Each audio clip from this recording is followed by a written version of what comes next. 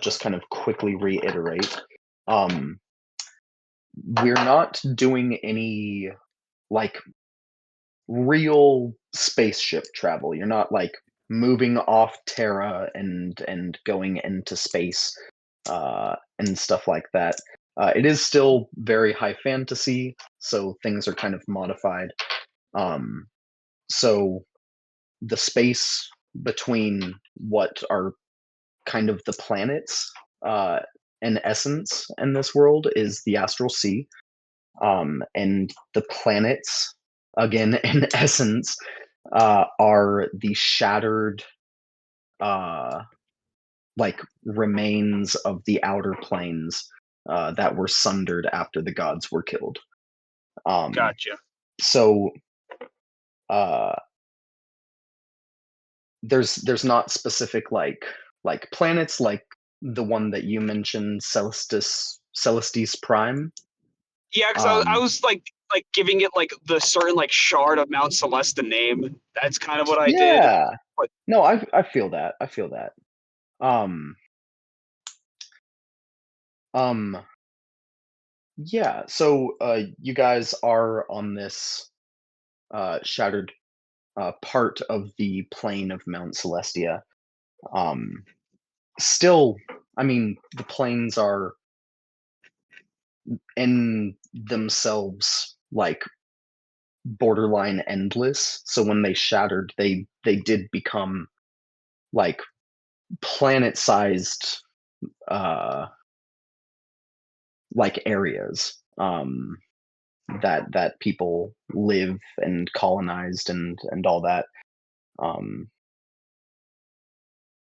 uh that being said, let me see, there was one other thing. anything that needs to be Uh, changed to fit the lore, by all means, yeah. yeah, I'm just checking something.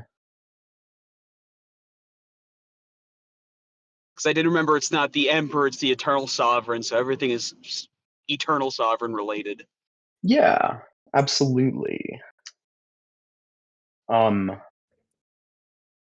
ba-ba-ba. Just some like verbiage and all that that your character would know. Um, when people, because he's not referred to as the Emperor, he is the Eternal Sovereign.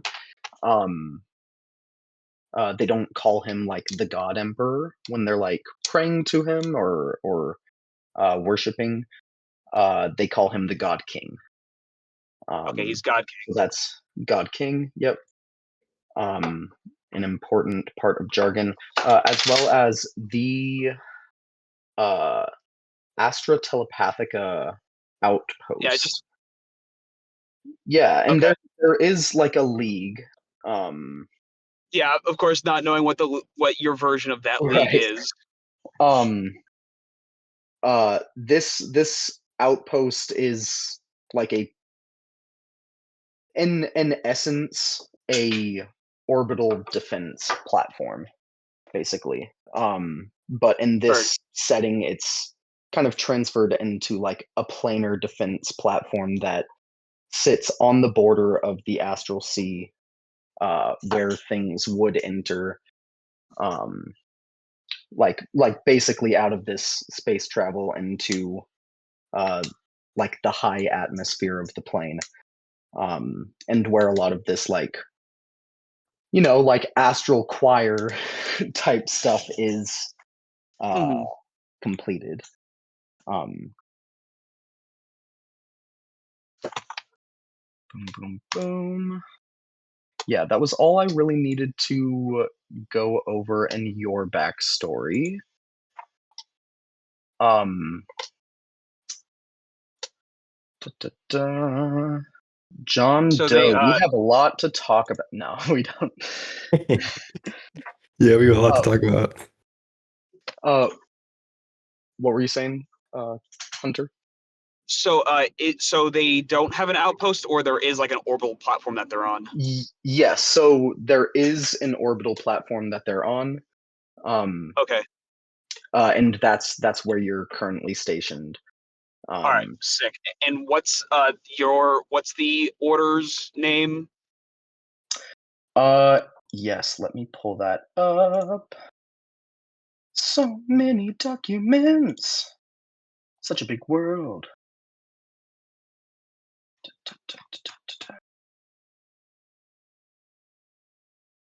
Sorry, it's a lot of scrolling.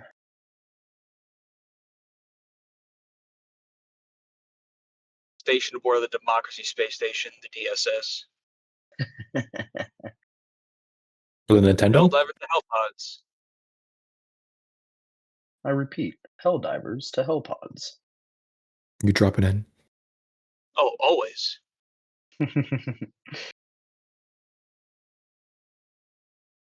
Imagine putting an ogre into a giant orbital bullet. What do you mean? We already are Helldivers, Chaston.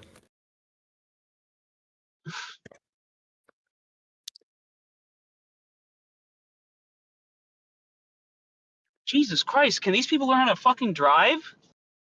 My apologies, everyone. You're chilling.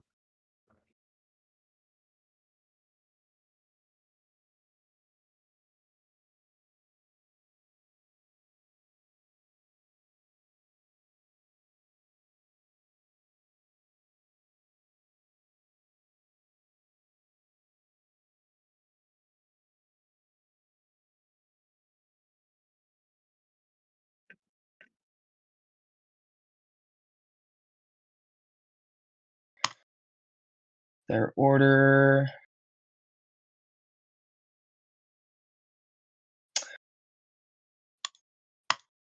Okay. Their order is the Mindright Conclave. Mindright Conclave. All right. Thank you very much. Yes, sir.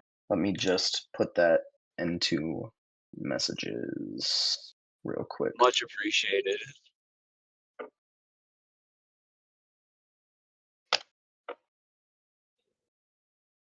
Okay. Perfect. Any other questions? None that I can think of right now. Righteous. When they come up, freely ask them. Morgana, we went over your backstory a good bit. There's not a whole lot that I have any real notes on that we haven't already discussed. Let me see. Yeah, you went into the stasis, and that was kind of the end of it.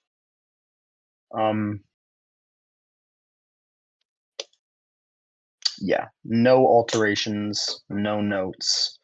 I don't have a built year number timeline for the world yet, so I don't have anything to put in the insert lore accurate time descriptor, unfortunately. Nice. I know, amateur hour, right? You make do with what you got. 100%.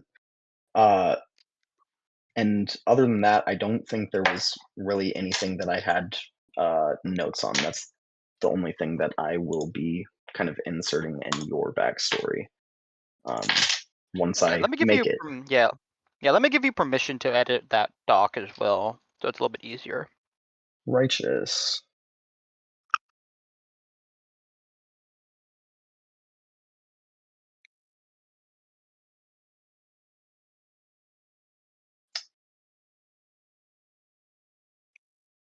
Yep. So you should be able to edit it whenever necessary. All right. Awesome. Much obliged. Just deletes all of it and says, do it again. Fantastic. Just a slight bit, not even an alteration, but just a thing I would like to make you aware of, Chaston, for your backstory. Yes, that's me. There is, of course, mercenary work just about everywhere. Yep. This plane that you guys are on, and that you were raised on, and your family was raised on, this plane is a relatively peaceful one. There are always outliers, but you wouldn't have gotten a whole lot of mercenary work in the past. It's mostly like a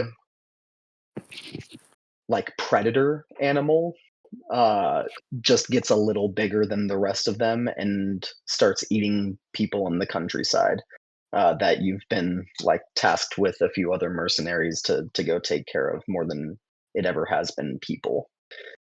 Okay. And then again, similar note, just with the last line, because he's not called the Emperor. He is called, depending on how you see him, either the God King, or the Eternal Sovereign, or No, both at I the just same thought it'd time. be funny to put something with the caps. No, definitely, absolutely. And Grumpy, you know, Yeah. nothing, and that's just how I like it. hmm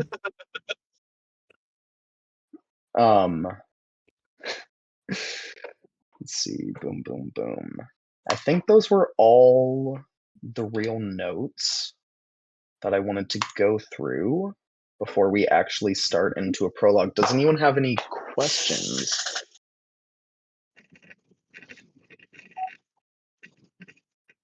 All No. right, No. take that as a No. no. Yeah, getting into things. Let me change Hunter's name because it is going to Mess you up. mess me up. Straight up, Yes. I almost for it. called him Krug, and it felt You, like it you fit. did say Krug earlier, which was Did awesome. I? Well, fire. Yeah, I'm No, changing please. it so I don't do that again. Absolutely. No, Your man, I last name understand. is now Krug. I don't know. You have to Rum change your Krug. character now. No, You have to hey, change listen, your backstory. if I could switch my characters to be my orc Krug, hey guys, I'll take it. From that little one shot. I think there would be a 100% chance of you dying in session 0 if you did. I mean, he was like, what? Was it a level 15 or a level 20 character that we built? Yep, wouldn't matter. Oh, bird. Righteous. That all being said, Rum, Yes, sir. you are asleep. First roll of the campaign, I am going to make for you. Hell yeah. It's going to be a listen check. Which, because you are asleep, you have a -10. Look at that 20. It's okay. And then it'll be a 10. Hey, it's a low DC, but we'll yeah. see. What's Nope. my bonus to listen? Yeah. You have a +2 to listen. Oh, there you go. All right, cool. All totaled, you got a -4. Yeah.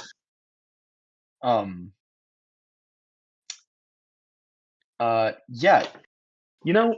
Rum, you're sleeping. You're enjoying a good dream. I'm dreaming where the sovereign is telling me I'm a good soldier and that I'm his Yeah. favorite. Yeah, it's a pretty standard dream for you. Yeah. You don't really know what he looks like other than the paintings and Mhm. sometimes illusory, like some would call it propaganda. You would call it Yeah. art. Like Uncle Sam, essentially. Yeah. The sovereign Um, wants you. He wants me. He wants me. Yeah, you're dreaming, and then you kind of drift into that deeper sleep, where the dreams kind of fade and it's just black. Um, and as your mind tends to do every now and then, because you are a special, bright little boy, um, your third eye starts to open, and you see, ever so faintly, in your mind's eye, off in the distance, that bright golden light that you can just barely see every time you try and open your mind to it. Just far off in the distance, uh, getting closer and closer. And it's strange because in all of your time seeing this bright golden light that you were taught is the emperor, the eternal sovereign, this god king that you worship. It's never moved before, not from what you've seen. And it's getting closer rapidly. What do you feel in this moment? I feel utter joy because it's the emperor, sorry, the sovereign, the god king is making his presence known. He's this is a sign I'm doing the right thing. Everything that I've been doing up to this point has been on the right. Incredible. Yeah, Rum kind of squirms and gives a little sleeping giggle and turns over, and goes back into that kind of deeper sleep. And with that failed listen check, Oh no, that's a rude awakening. you wake up, and you are falling.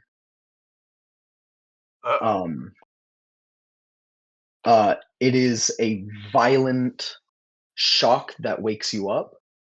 You feel something like it feels like you just got punched in the chest by another Ogren.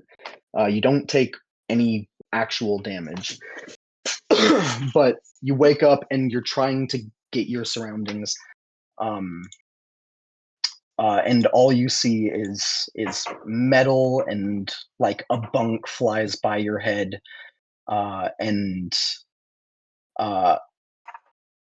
it is dark, and you see open sky as you are falling to the earth, or more accurately to Mount Celestia. Sovereign, save me. I am going to have you make a wisdom check. I should be good at those, I think. Yeah, you got a +2. Yeah, that sounds awesome. Yeah, you see? Yeah. Okay, that's all right.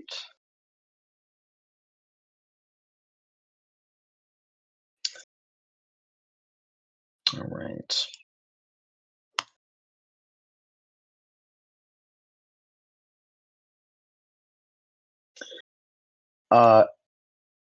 Yeah, you close your eyes, hold on really, really, really tight to this little keepsake that you keep on you all the time, Yes. and pray really hard. And about 15 seconds later, impact in the ground and are unconscious. Oh, darn.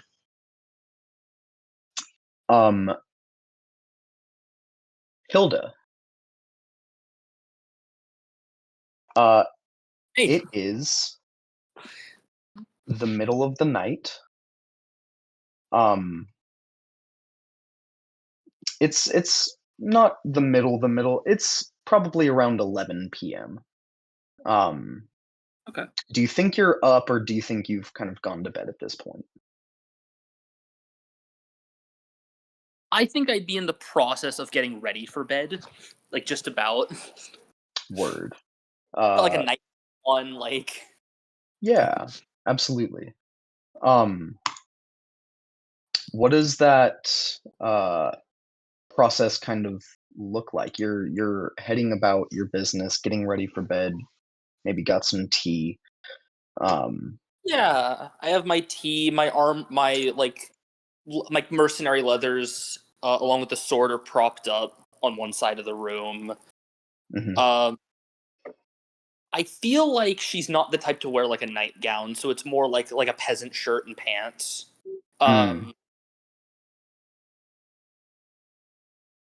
Yeah, she's kind of towards like, tomorrow I get back to work. Always hard work every day. As I'm kind of shuffling towards my bed. absolutely. You kind of shuffle towards your bed. Kind of think for a second. Oh, I'm still holding this kind of cup of tea. Turn to place it on this nightstand next to your bed, and about a half a second later, the roof of your house is sundered in the blink of an eye as a massive piece of metal debris slams down through it and crushes your bed. Well, I guess I'm not going to bed as I start walking towards my armor stand. You start walking towards your armor stand. About 2 seconds later, you feel and hear this concussive burst of sound, this absolute deafening thunder from something up above. Yeah, are you putting your armor on and all that before heading out? My armor, sword, and shield, yeah, and then running outside. Righteous. How long does it take to don your leather armor? I don't think light armor is more than like a minute. Okay.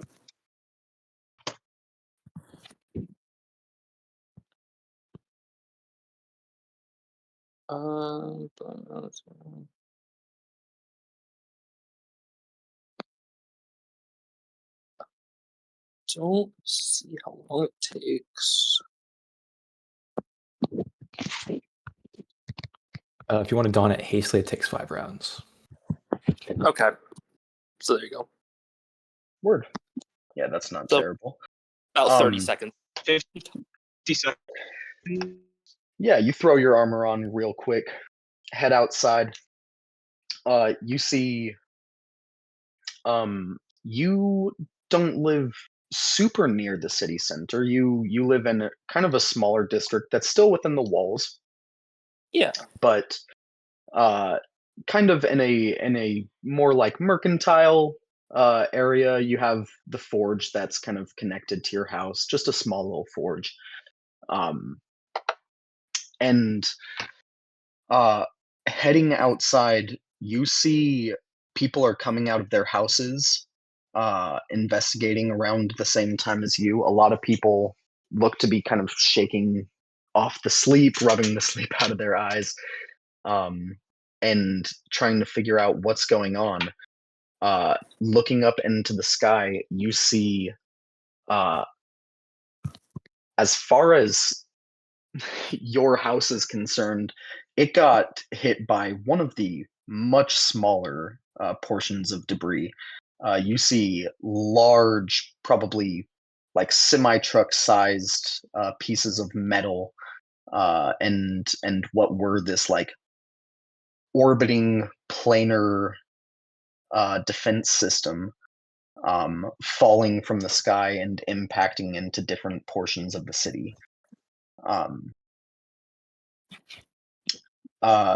There is a bit of panic kind of spreading. You start to hear people yelling, shouting, screaming.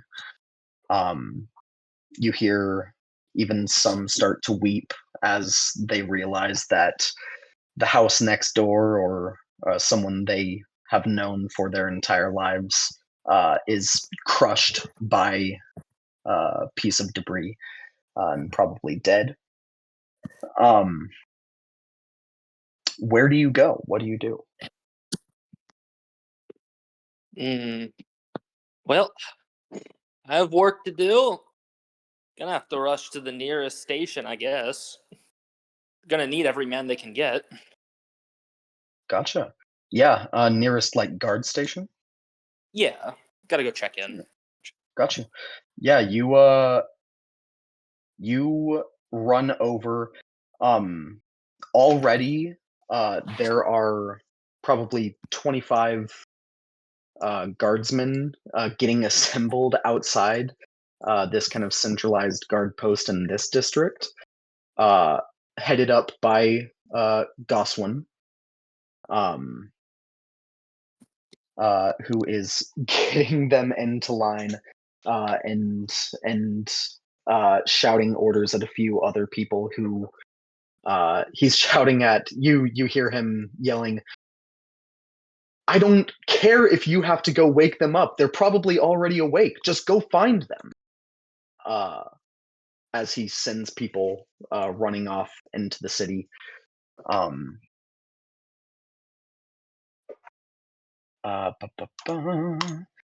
Yeah, do you just head straight up to him? It looks like he's getting people just into like, honestly, like a standing formation to count how many people he has at his disposal. I mean, I'll just fall in. Righteous. Absolutely. You fall in. Boom.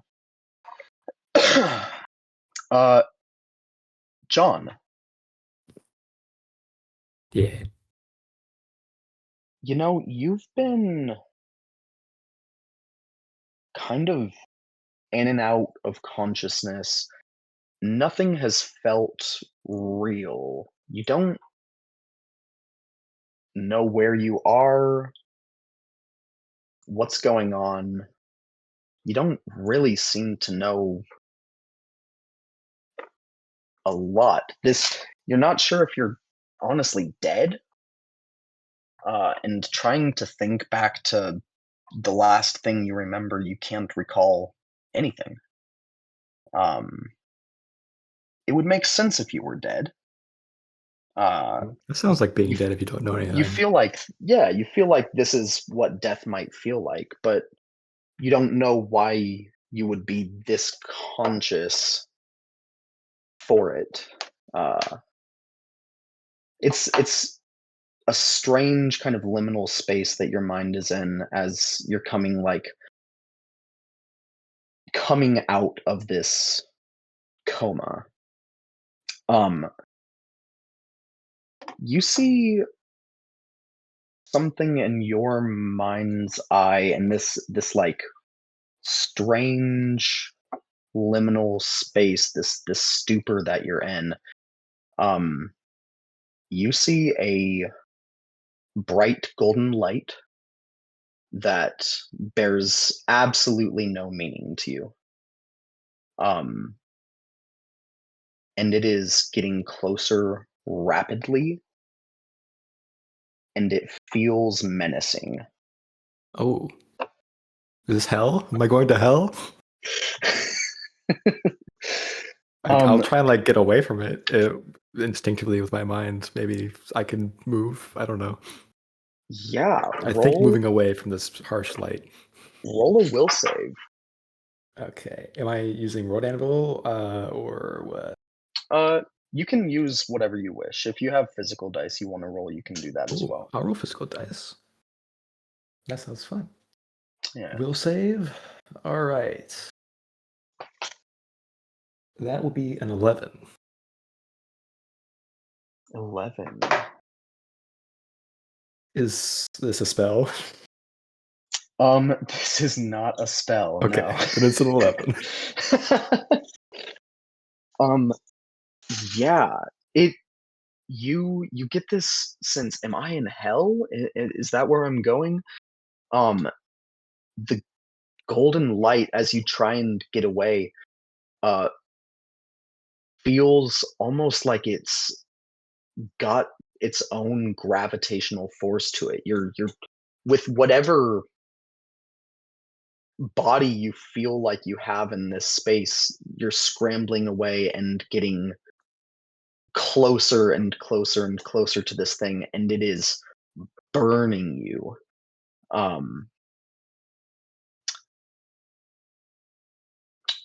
John, you take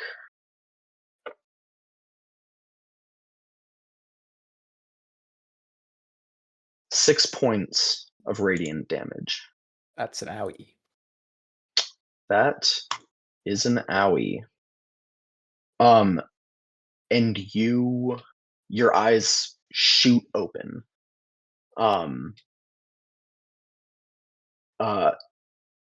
Gasping for air. This, unbeknownst to you, is the first time you've come out of a coma since you've been in this space. Mm-hmm. Your muscles have slightly atrophied. As you're gaining your surroundings, give me just a general spot check. Okay. I can do that.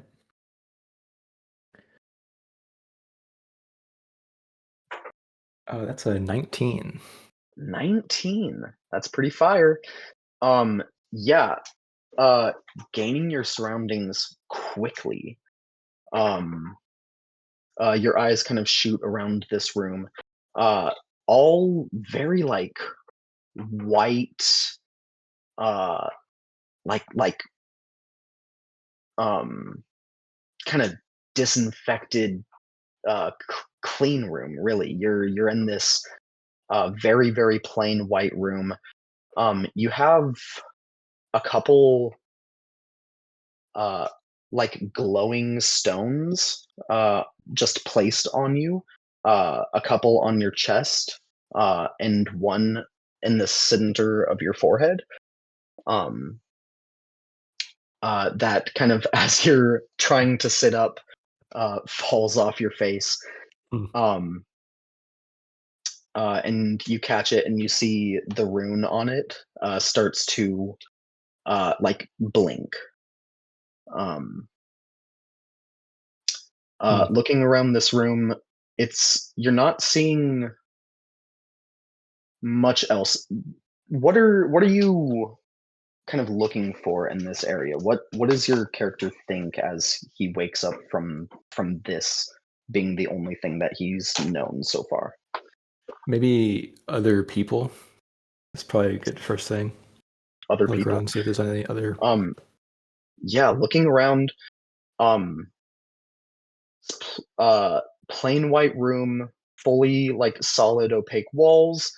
You look around, no other beds or any other patients in what this place is, and that's what you're starting to realize you might be. You might be in some sort of medical facility. You do see different like rolling carts with like medical instruments on them, and a few like vials of liquids that you don't recognize.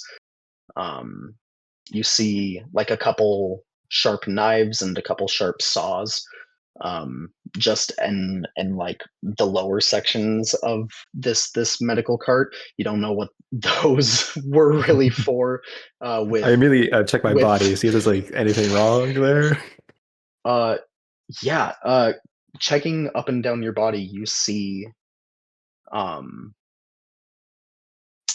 well, you see your scar for the first time. This deep, uh, like inch and a half long, kind of spider webbing uh, scar above your heart.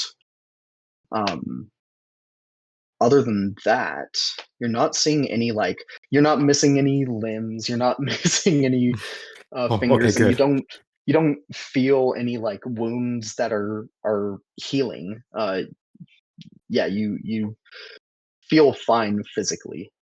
Uh, aside from Yeah, I'm that just kind of like, burning all over your body oh yeah, I from the still radiant. in much pain from wherever that Yeah. radiant light was. Mhm. I guess I'll like poke the scar or something. I don't know. Yeah, Maybe that's what like caused this. It's weird. uh you poke it. It doesn't hurt. Uh, it it also it's a little odd because it's really deep. Like first looking at it, you think it might be like kind of a freshly healed scar that'll eventually start to fade. But you poke it and it's not. It gives none of that like soreness that a big scar can when it is initially formed. Um, yeah, it's Hmm. strange. All right. Is there any doors or something in this room? Yeah, there is a door heading out of this room. Um, give me a reflex save as you stand up. Oh, all right. That would be a 10. A 10. Uh, yeah, you throw your legs out of bed, stand up, and immediately fall flat on your face. Ow. Again, your muscles are pretty atrophied, and your limbs have been asleep for a long time. Um, you feel basically everything coming back online, but you feel like pinpricks all over your body, that burning radiance. It's strange, and you're Oh, trying this to like sucks. get up. And you see the blinking on that rune uh, from the stone that fell off your forehead Mhm. stops blinking, and the door slams open, and a couple uh, people wearing like white clothes. You see masks over their mouths, um, and gloves like run into the room. Um, One of them, this like uh, thick dwarven woman, runs up to you, and seeing that you like tried to get out of bed, fell on your face, um, goes, uh, you're awake. Who? Are you What's going are on? you Where? okay? Where am I? Sit still. I have to check your vitals. Um, she starts running like different arcane uh like tools and instruments over your body, gauging different things. You see um she goes, Did is there a fire? Hmm? Smell burning air? Are you what? I, I mean, I got there was this really bright light, and I don't know, it hurt. Okay. Well, everything mostly seems normal. Uh, how are you feeling? Did you just wake up? Um, Yeah, I think so. Where am I? uh, you're in Mount Celestia. You're you're at a medical center here. Um, well, uh, the one of the shattered sections of Mount Celestia. Uh, do you what do you remember? Um, Um, I'm kind of freaking out. I don't know anything. Like whatever you just said doesn't ring a bell or anything. oh, wow.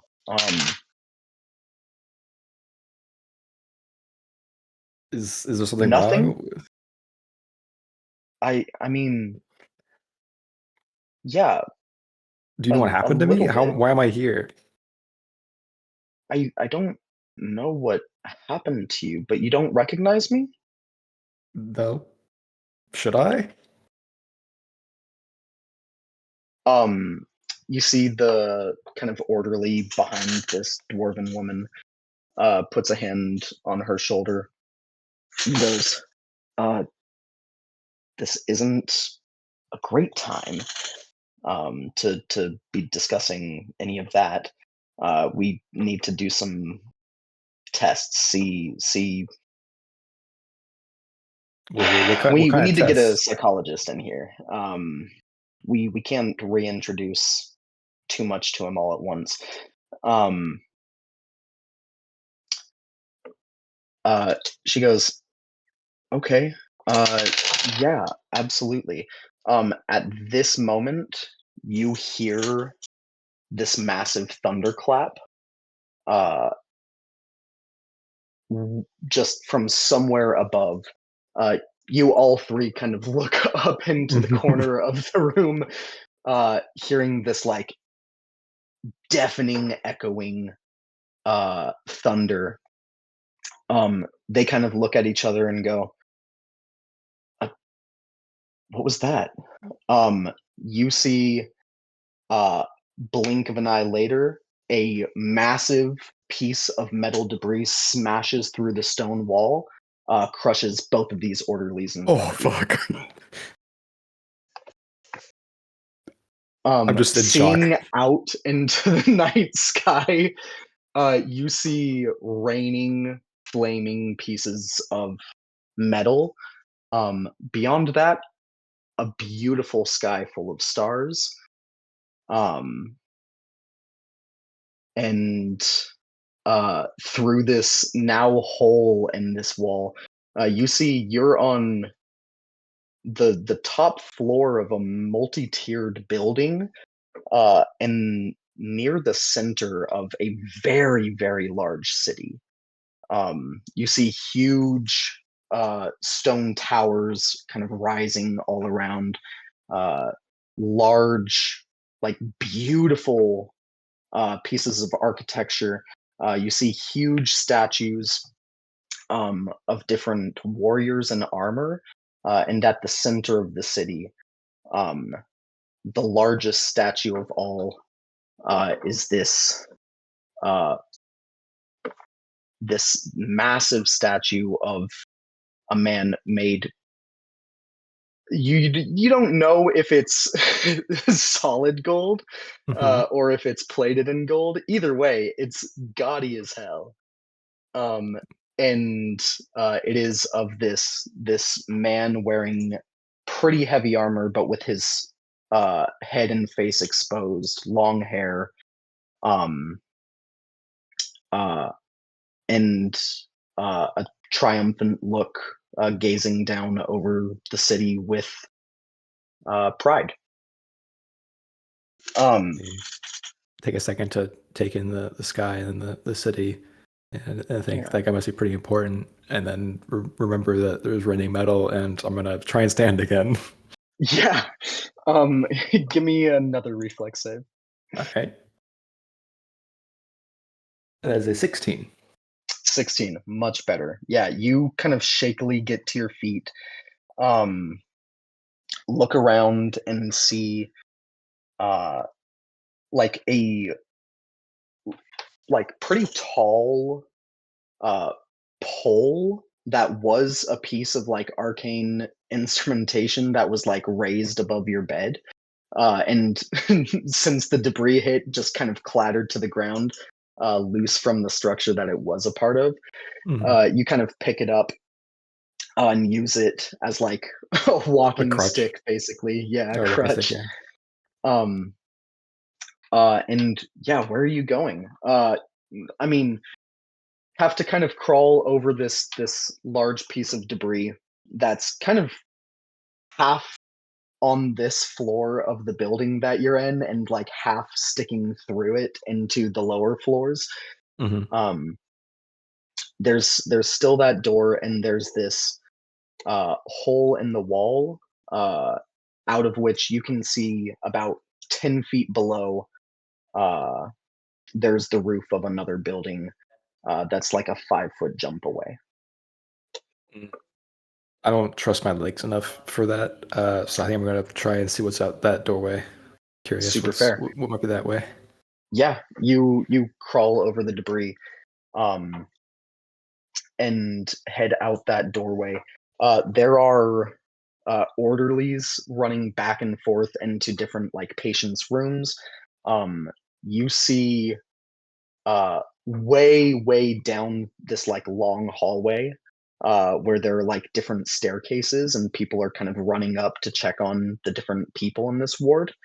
Um, Another larger piece of debris hits the ceiling, goes through this floor and probably 2 floors below, uh, taking out a large chunk of this building.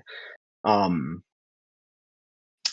uh, you you see there are people screaming, panicking, and weeping at this point. But they're all kind of flowing in one direction now as they like gather patients. Most of them are like bedridden and unconscious still, and they're like rolling these beds down that hall to try and get them somewhere. Do you follow the crowd? Yeah, I think I'll follow the crowd. I'll try and slip through, going on autopilot and muscle memory here. Hmm. Absolutely. Yeah, you follow and kind of move through this crowd uh, relatively quickly. Your legs kind of like waking up, remembering uh, a little bit of this muscle memory and who you are, and being able to like move faster through here. Um, yeah, you see a bunch of people are kind of like cramming into this one room. Uh, you see one like lone uh like gentleman in mage robes who is like yelling at people to back up and get out of the room, uh yelling, I can only take 10 people at once, 10 people at once. If no one's going anywhere if you don't get out and form a line. um you kind of muscle your way through and kind of like muscle one of these orderlies out. And as people like resign themselves to have to wait here in this line, you slip in, and this guy, you see him throw some like symbols out with his hands and say something in a language that you don't understand. And you blink and are in a different space. Oh, Uh, you are in a similar looking room, um, but he goes, out, out, out, everybody out. Um, Everyone kind of like runs out, and you start to realize you're probably on the ground floor of this building as people are running for the doors. that makes sense. Um, yeah, you head out, and it is chaos in this city. You see, you get outside just in time for not even a piece of debris, but what ends up being probably half of whatever this large metallic structure was, crashing into the huge golden statue at the center of the city and toppling it over, smashing who knows how many hundreds of buildings. Okay. With that, Morgana. Yeah, Yep. yeah. Sorry, I just filled my mouth with some sunflower seeds. I'm sorry. No, you're chilling, dude. I thought it was gonna last a little bit longer. Go ahead. You are so chilling. Morgana, you you went into stasis, and were told heading into stasis that coming out, you would have to give yourself ample time to let your body kind of reawaken, let your mind reawaken, and keep yourself in a point of like low exposure to stimulus for about a week to let your mind and time kind of catch up. Um, uh, you wake up coming out of stasis to the sound of thunder that shatters the arcane equipment that you were being held in stasis in. You give me a spot check with like there's going to be a heavy penalty to this. Yeah. 21. 21. Um uh Immediately years of training kind of kicking in. You assess your surroundings in an instant. Your pod that you were put into stasis in has been shattered. This like glass and metal coffin, basically. And you feel a sensation that even though you can't see much around you, you're in this dark space with just like every now and then a flashing arcane light giving you like a strobe kind of effect in this dark room. You feel this like fluttering in your stomach and realize somehow in this place you are falling. What do you do? Um. Yeah, she's first gonna try to find like anything that she can use as a source of light, whether it's just like a torch, a flashlight. I don't know why I said torch. Or a torch, yeah. And if not that, just try to just follow like the light, like the flickering of the light, and using that like that half second of like illumination to like find a path towards hopefully somewhere with a more steady light source. Absolutely. Yeah. Similarly, and not so much because your muscles have atrophied, because you've been kept in a perfect stasis throughout the years. More so because you are trying to navigate through this room as you are actively falling through the air. It's like zero G training when a plane goes down into that dive. Mhm. You have to like maneuver through here. So give me a reflex save similar to Mr. John Doe. Oh, an 18. The dice are lucky for 18. me today. This is Yeah, a bad omen. Rolling good on the first session's always been a bad omen for me for how my campaigns go. So well, I'm very so it predicted that this is not begins. session one's not gonna do so good for me. I can already feel it. Righteous. Well, perfect. Yeah. Moving through here uh with ease because you've gone through years of brutal training. This is nothing. It's a different environment, but you master it quickly. You launch through this room to that flickering kind of arcane stone that is producing this like strobe light. Grab it, slam it against your palm a couple times, and you see the light flickers a couple times and then stays fully lit, giving it the old couple bangs to make the technology work again. Using that as a light, and still with this like sensation that you're falling and have been falling for at this point probably 6 or 7 seconds, you see exactly percussive maintenance. I know You tech see priest, but looking around, there is just a hint of like almost like a gash through the ceiling of this compartment that you weren't really seeing earlier because of the strobing light, but can see now. And like kicking yourself up towards it, and like grabbing onto it, you see you are kind of sticking your torso out, and you are in a large metal structure that is spiraling through the sky.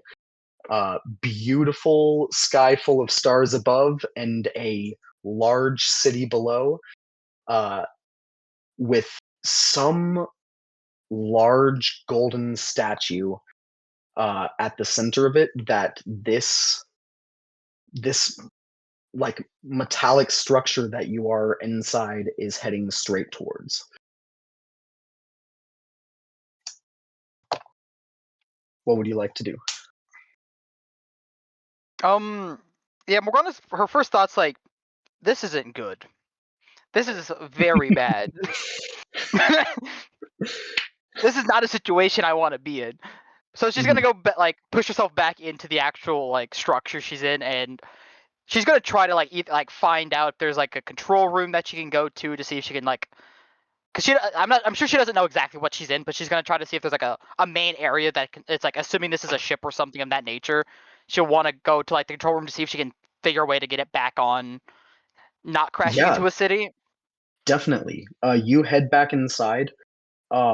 Follow, because there are signs everywhere for to like guide into different parts of this station that you're in. Mm-hmm. Look for one that says control room. From that spot check earlier, pretty easily find one, and start heading in that direction. And I need you to give me a fortitude save. The one save I'm actually really good at. Oh, fire. A 26. 26. I'm so fucked. I am so fucked later on this campaign. It's like make us fortitude save to save your character. Natural 1. You die. Yeah, 26. You're like basically like moving through this 0G environment, kicking yourself through this like corridor heading towards where signs point to a control room, when this entire structure that you're moving in impacts something. You imagine that statue, and the structure itself comes to a very fast halt while you are still moving through it in this kind of like 0G way, and a split second later, you impact into the back wall of this corridor, and are knocked unconscious. I saw that happen. I felt it happen.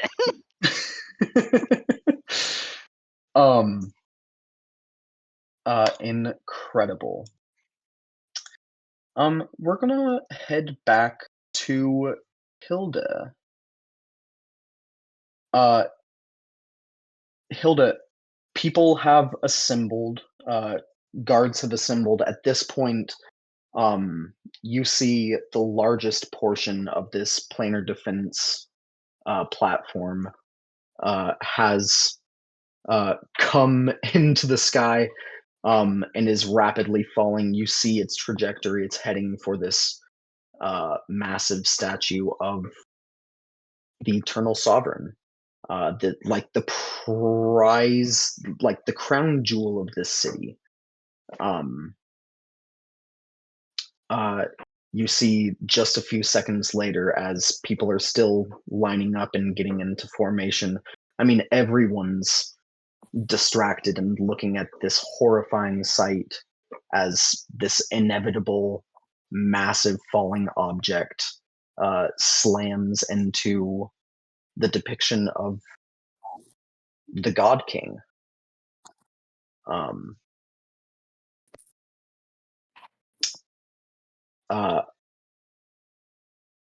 the captain of the guard kind of snaps out of it first and starts yelling at people to snap out of it and fully line up, and he starts yelling orders and directions for people to run basically to different portions of this district and do as much like search and rescue and damage control as you can. You're all equipped with shovels at this point, shovels and picks and different digging equipment to start digging through rubble to find buried and hopefully living people. As you this like small team of 4 people that you're running through the city with kind of runs through, you get to like the sector of this district that you were assigned to and are starting to dig out this like large estate that looks like it was impacted by a few very huge things. Give me a search check. Okay. I'm good at search. I don't think I am.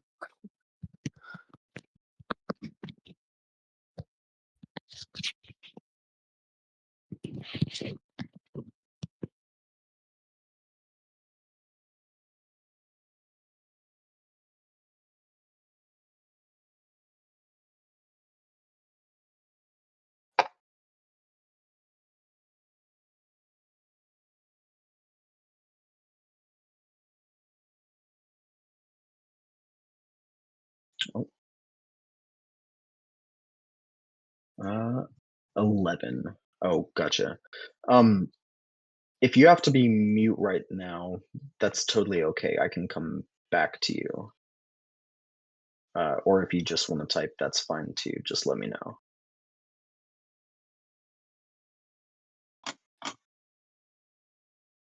I will. Oh. Just for a few minutes. No worries, dude. We will come back to you. 11. It'll take a few minutes for you to find what you're looking for anyway, so no worries there. Heading over to John Doe. This place is chaotic. You are seeing a lot of people are moving to different portions of the city. Most, though, are heading in one general direction. And at this point, give me another spot check. Okay.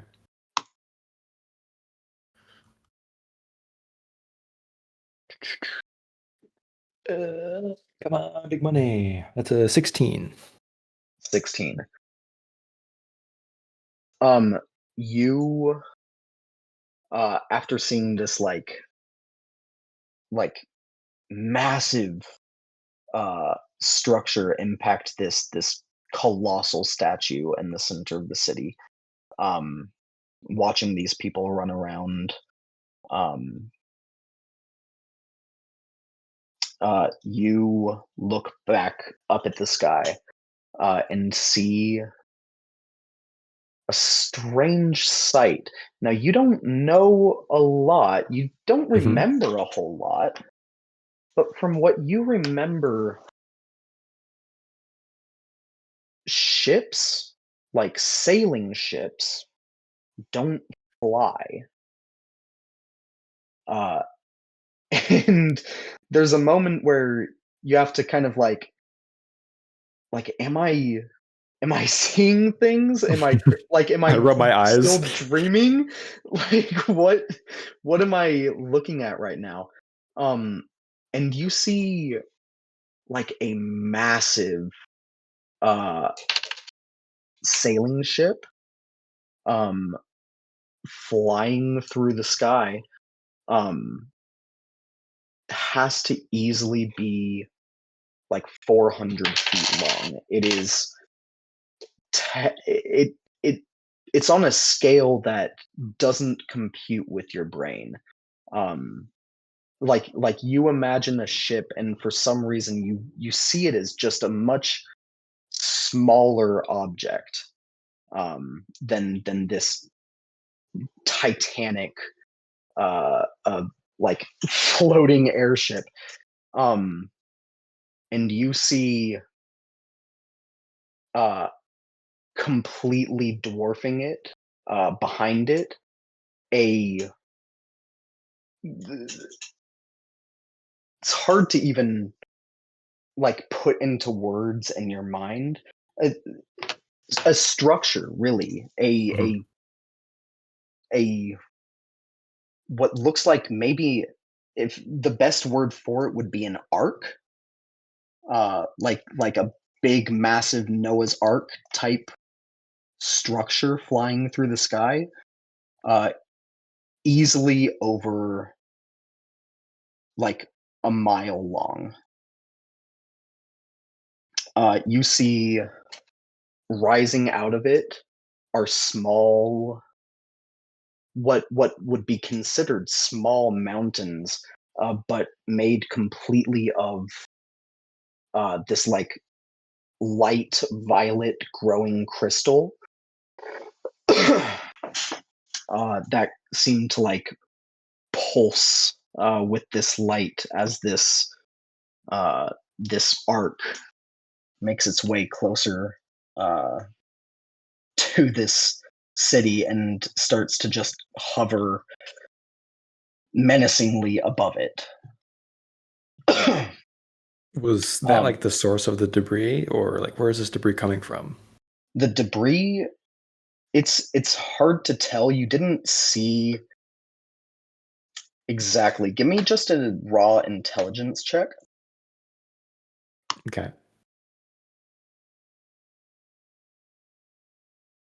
14. 14. Yeah, you didn't see where it was when it started falling from the sky. Um, but based on like trajectory of the falling objects that you saw, uh, these ships, these flying ships, are like coming into view and like starting to fly above this city from the direction that it was falling from. Okay. And is there any damage, like any like fires or anything on these ships going over the city? No damage at all. Okay, that seems maybe bad. Maybe they did something. So like over top of us, or like am I looking at this from a distance where these ships are? You're looking at it from a distance, but they are rapidly closing with the city and looking now kind of changing their trajectory to uh, fly over the city about, if you had to guess, like a couple thousand feet above the city. Um, cool. I guess I'll keep an eye on the sky to see if there's more falling debris, and maybe I'll try and go in a direction that's not the direction those ships are going. Word. Yeah, they're heading towards the center of the city.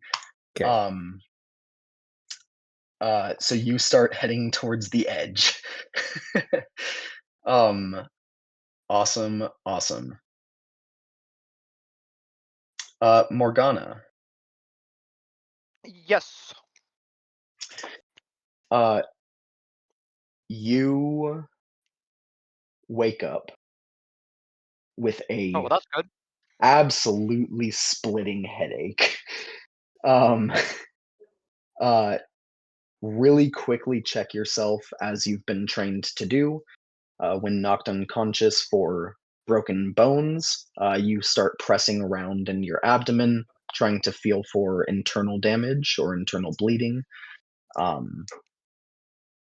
And miraculously enough, feel mostly fine apart from that splitting headache.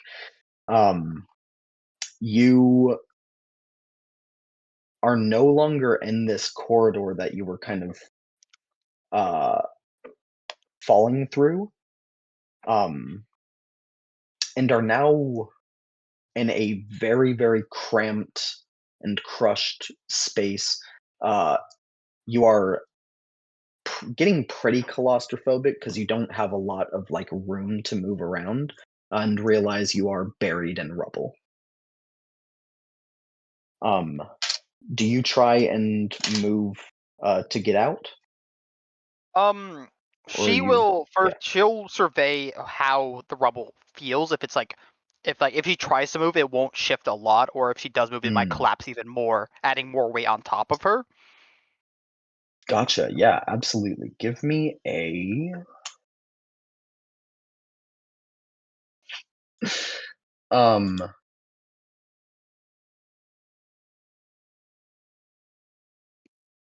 you don't happen to have knowledge architecture and engineering, do you? No, sadly not. Give me an No. intelligence check. Okay.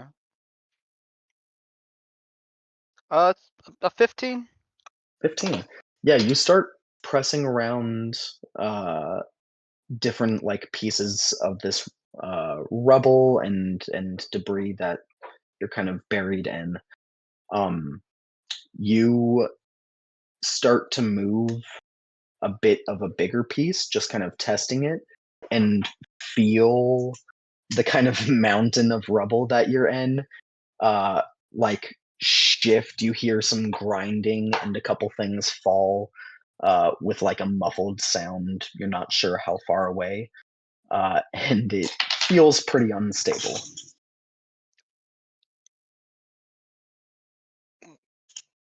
Well, that's not good at all. Yeah, so she's probably not gonna move too much. Just try to like stay still for the time being and see if she can wait out the rubble and see if it'll just kind of settle. Yeah, absolutely. You chill, wait it out, and wait for things to settle. Um, Hilda, back to you. Um, Indeed. yeah, it's taken you some time, and your team is still kind of working uh, along like the different points of this estate where like large chunks of debris have kind of landed in, and you kind of split the load evenly, searching in different areas. Um, this area is strange. It's a section of the house that's fully collapsed in on itself.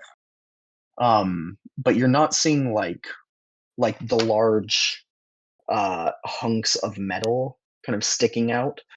And as you like dig and move through this like crushed estate, you move some rocks away, and you see an arm, a huge arm, uh, bleeding from several like minor, just like scrapes and cuts from this debris. Um, But yeah, it's just kind of sticking out of this rubble. Well, I'm gonna really hope you're alive, friend, as I'll start digging them out. Yeah, absolutely. You start excavating this really large person. Um, Rum, you were having a It was a good great dream. dream. Yeah, you were having a good dream, and then you had like a bad part of the dream where It you wasn't like a very nice fell part. and like hit something, and everyone has dreams of them dying in different hideous ways, and that wasn't the worst dream you've had, but it was a bad one. And you're kind of waking up, and you uh, kind of shake your head out of this like deep sleep as this large stone gets taken off of your face by uh, this woman standing above you. Hilda, do you want to describe your character? Oh, Of course. And if you want to send it, I did give you the image. Righteous, I will do that. So she Please is look at this song. minuscule compared to you, Rum. She's 5'6", Well done. with like a brownish hair. Her eyes look weird. There's like white spots in the middle with a black ring around them. Mhm. She has a bastard sword in her hip. She's wearing like a mercenary style leather armor. Basically, other than her fingers and her head area, everything else is covered in leathers.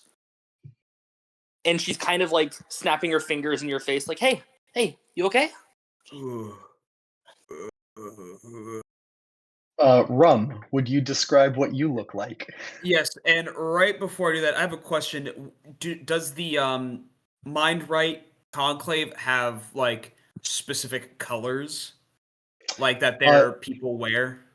No specific colors. They do Like have uniform like a wise. symbol that you'll wear, just like there's like an insignia that you'll have on your uniforms. Alright, sick. Yeah. Alright, so Rum is a 10'6" Ogren.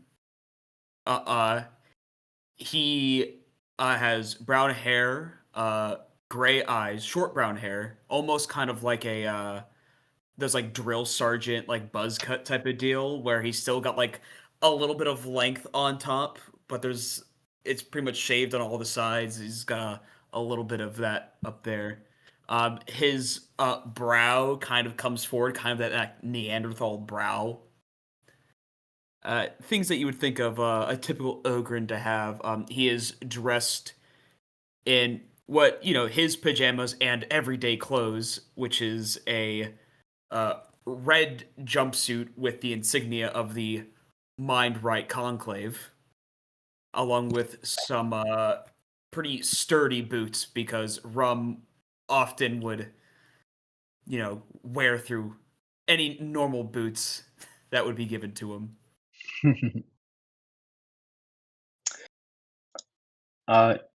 Yeah. But you see this huge guy. Wouldn't pick him as a brainiac, but he's weirdly wearing the insignia of uh The Brainiacs. yeah, of the brainiacs, really. He could be really smart. I'm not going to judge him on how he looks. Just wait till he starts talking. Fair. Yeah, but no. yeah. I was having a good dream. But I heard if you die in your dream, you die in real life. Good thing I woke up before I died. Here, come on. Let's get you up, bud. Okay, thank you. Yeah. Give me a strength check, Hilda. I know way too heavy, but I am surprisingly strong. So let's. I will just say for Wolf, I know you can probably already see it on the character sheet, but I did a little bit of calculations and rough stuff, and Rum weighs 2,755 pounds. Incredible. Yeah, fire. 22. 22. Solid. Hey, you Hopefully give he's working with me here. You definitely you helped give me out. a really good effort. He mostly picks himself up, but with that like It's very kind. big initial pull, it does kind of like give him momentum to like launch himself upwards and stands up incredibly spryly for such a large creature. Oh, it's good. Thank you, Yeah. little miss. What happened? I was sleeping, and now I'm down here. Well, here, if you come up here, you can probably see what happened. Yeah, you lead him up the kind of pile of rubble. And Rum, you've been known to be a clumsy guy every Yes. now and then. You're not sure how it happened, but you may have rolled out of bed and fallen out of the sky and fell into this building. It sounds like something I'd do. But looking around, you do see kind of across the larger portion of this city, there is kind of destruction. Looking up into the sky from where your bed should be, and where you would have fallen out of, you don't see the planar defense platform that you were stationed at. And you guys now see these large airships and this massive uh, arc kind of sailing through the air, heading towards the city center. Rum, because you're given kind of formal training with like the Eternal Sovereign's spreading empire, you know that these aren't just like normal Grand Muster ships, which the Grand Muster is this world's kind of name and equivalent for the Astra Militarum. Okay. These aren't just like normal military ships. This huge arc looks like the flagship of a great fleet. And seeing like markings and insignias on the outside of it, you gather this has to be like a Legion ship. Well, can it's a not friendly one, is it? Or is it a There's friendly? no not friendly ones at this point in time. All Okay. legions are friendly legions at this Okay. point in So, time. gotcha. Oh, I don't know what happened, but looks like reinforcements have arrived. Where's the where are the was captain? I need to speak to people in charge for orders. I'll just point him in the direction that I last saw the captain, because I have to keep digging to find people, as per orders. Yeah, absolutely. Perfect. Boom, boom, boom. I'd run, Yeah, by the you way. point him. Goodbye. Hey, Rum, you run off in the direction of where this captain was kind of pointed to be, running through the streets.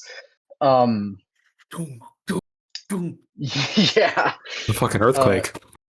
straight up. Morgana, from all the way across the city, you feel the earth quaking. Oh no. No, Dear God, it's not another one. not another. No, yeah. You run through the city.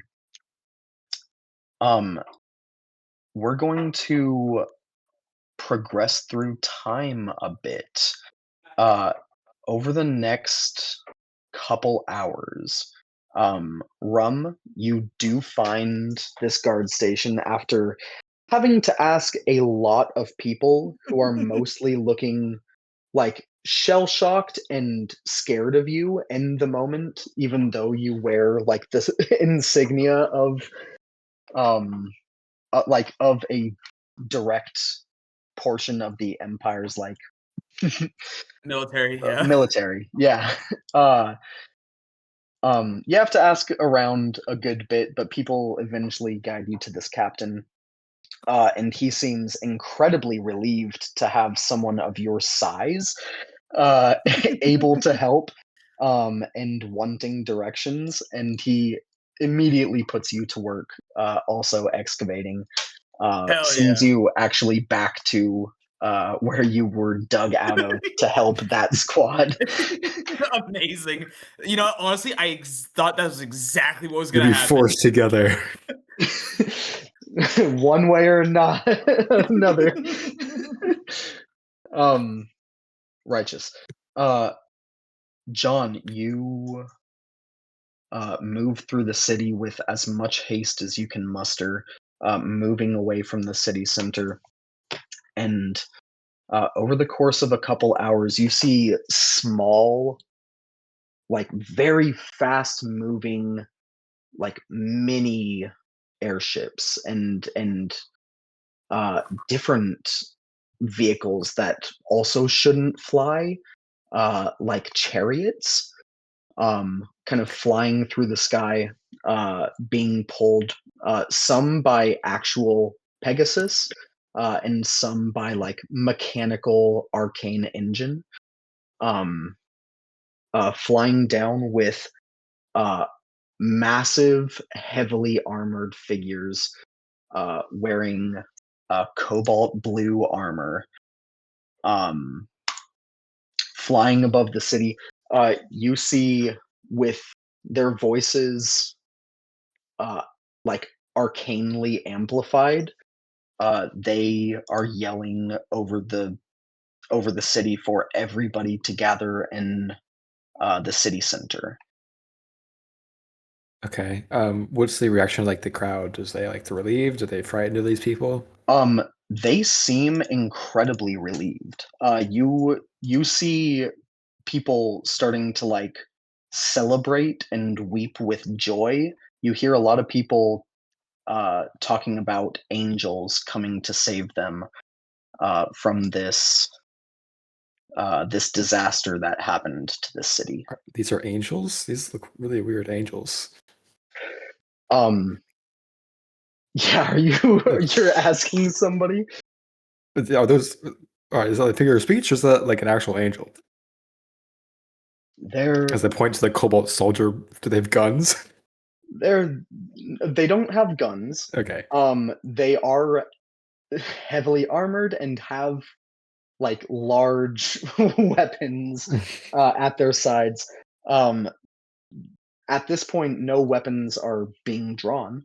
Okay, that's good. But yeah, you see like huge. We're talking like ballista-sized crossbows that they're wielding, um, and like huge axes and swords that all have like arcane runes on them and sawed teeth, making them like serrated. Um, uh, yeah, and they are yelling at everybody, commanding everyone to gather in the city center. Okay. If it seems like maybe I was wrong initially, and these are good people, and I will think I will follow along. Okay, perfect. Morgana, you've been under the rebel, really just like almost rationing breath because you're not sure how much like clean air is getting down here, and just relying on your training to keep you calm, uh, and wait for things to kind of solidify. Every probably 20 to 30 minutes or so, you test a couple more things, see if things are a little more stabilized for you to try and dig out. And you do get probably about 20 feet tunneled at the point where you start to hear like digging and excavation from above.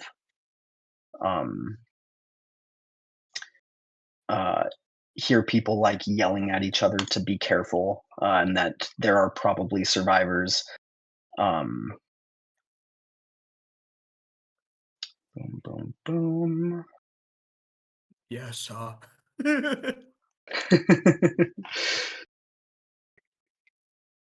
Okay.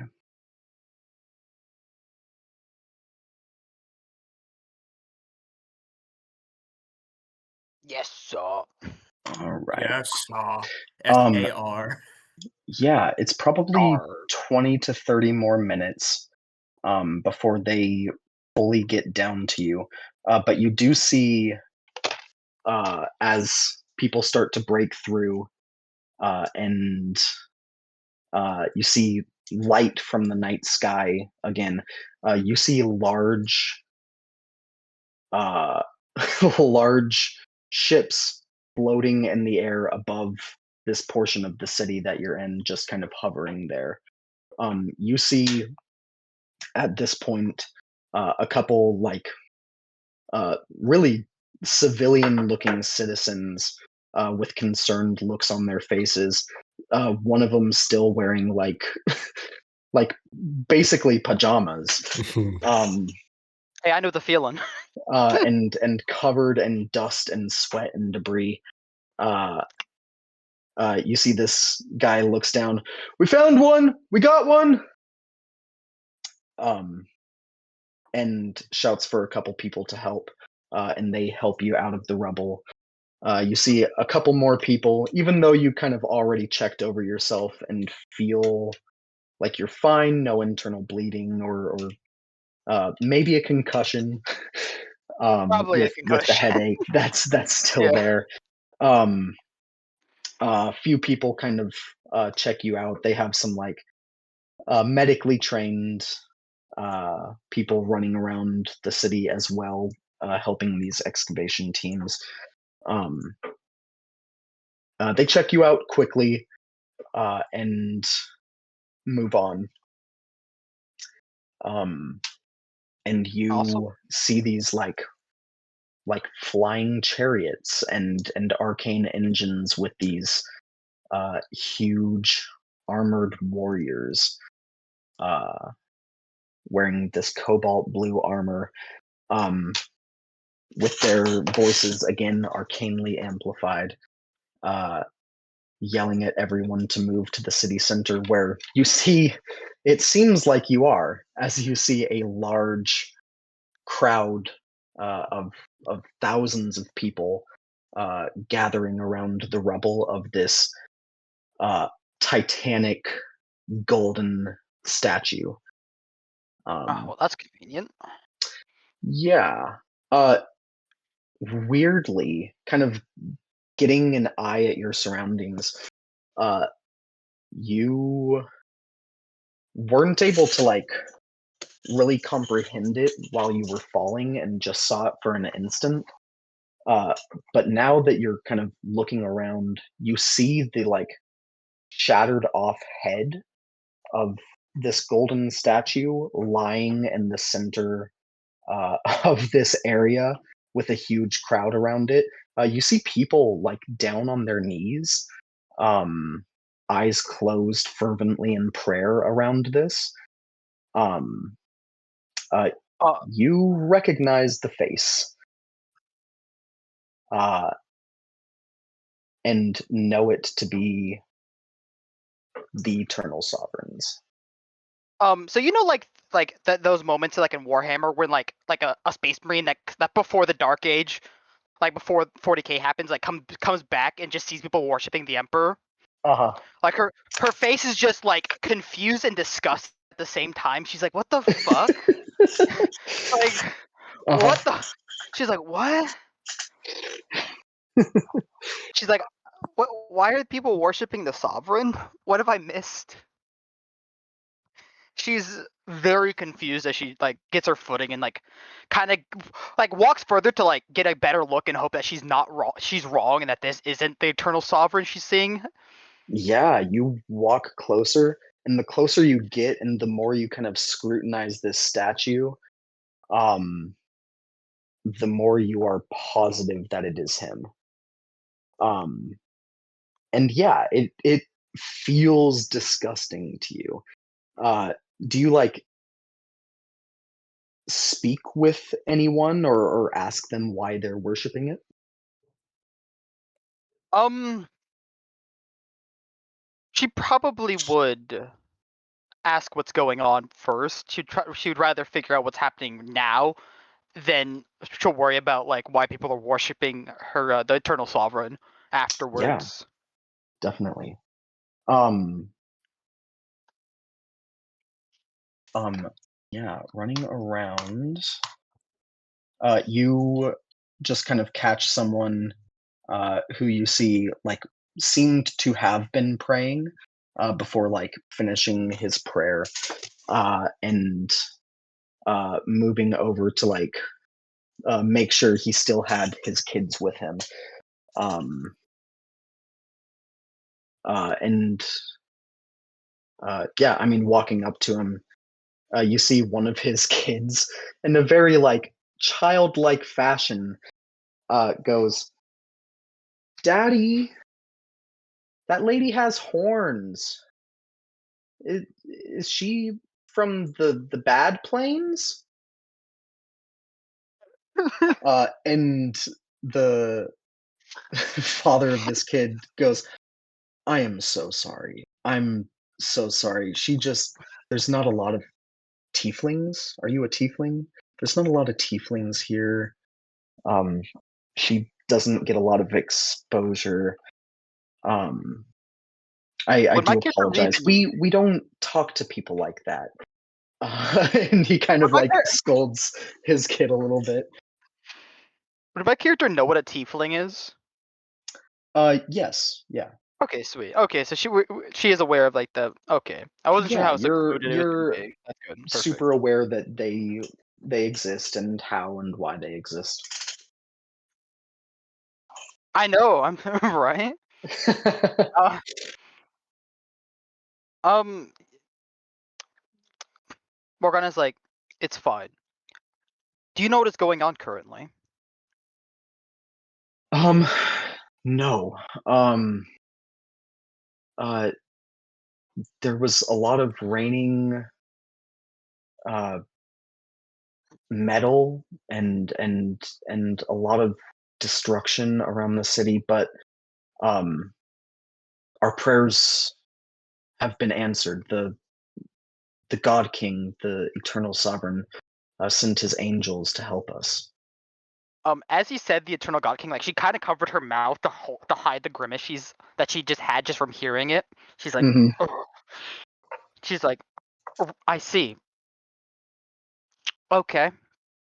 Sorry, I think I might have a concussion. Don't mind me. Oh, I no, absolutely.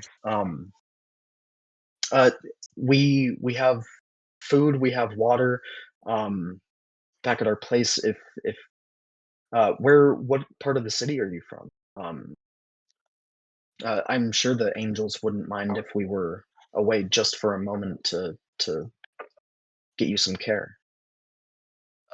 She's like, it is fine. Stay here. Just follow instructions. You'll be okay. I'm just going to catch my breath. And she's just going to kind of like walk away from, make sure they're okay, then walk away. Okay. Just kind of like wander, just kind of listen to what people are saying, kind of just trying to gather Yeah, information. yeah. You hear uh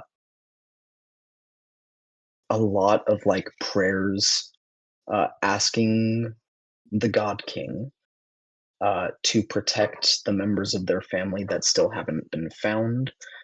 You hear a lot of prayers thanking the God King for sending his angels to help in this time of their greatest need of their lifetime.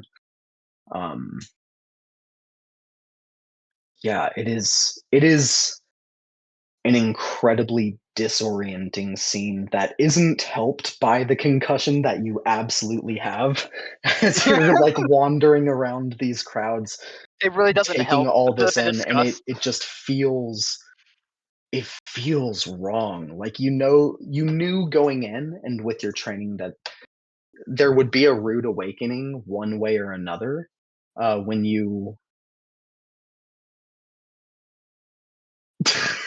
Dude.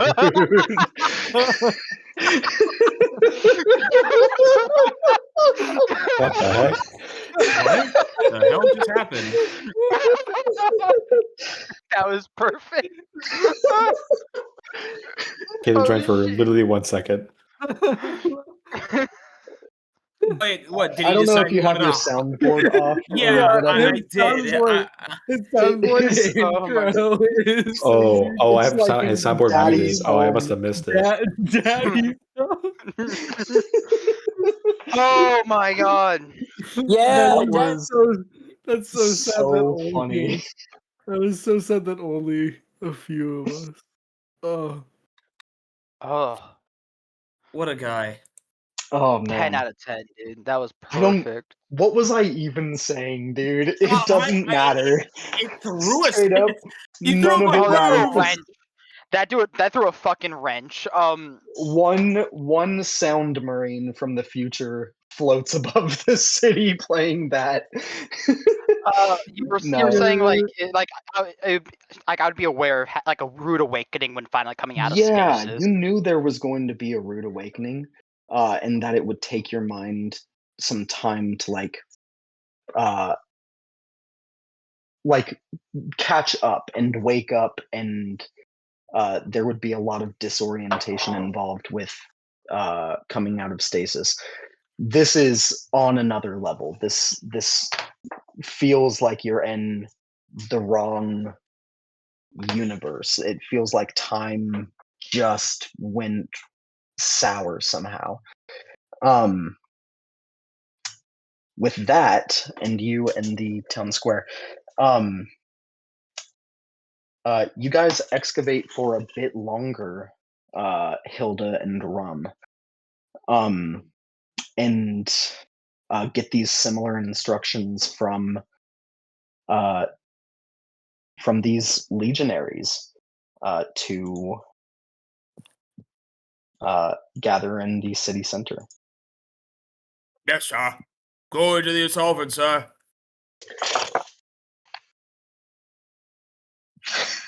Righteous. Ultra through. Through. Yeah. Perfect.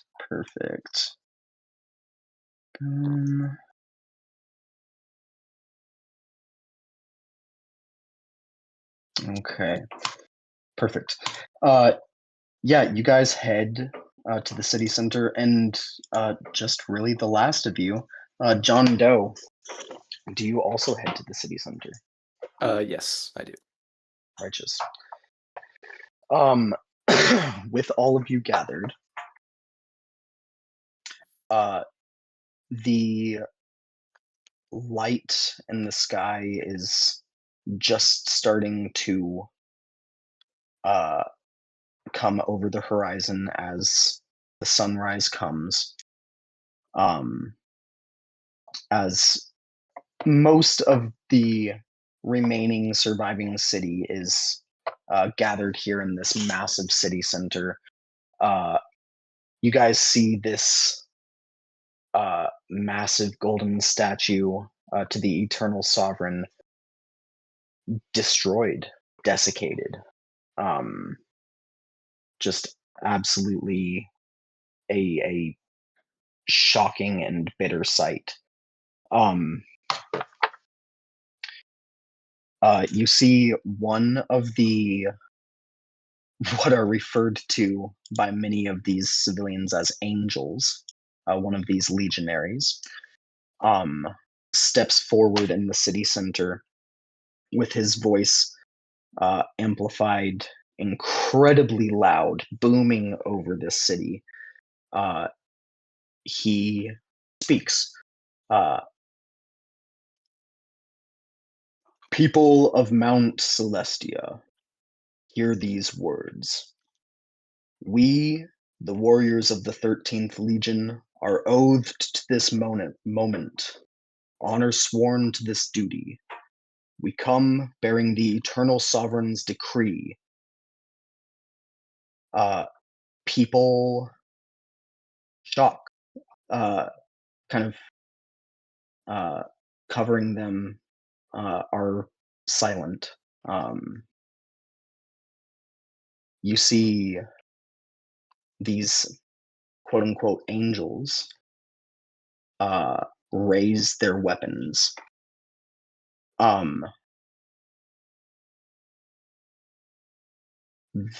lot of civilians kind of cry out and mutter to each other. The person speaking continues. Your compliance with the Eternal Sovereign's empire has held for 61 years.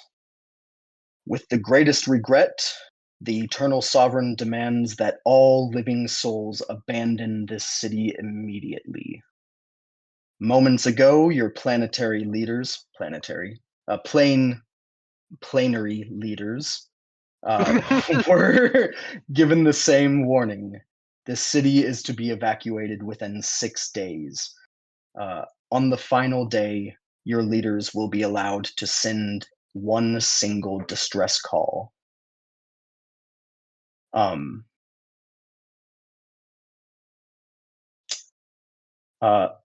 You hear more mutterings and some like shocked cries throughout the crowd.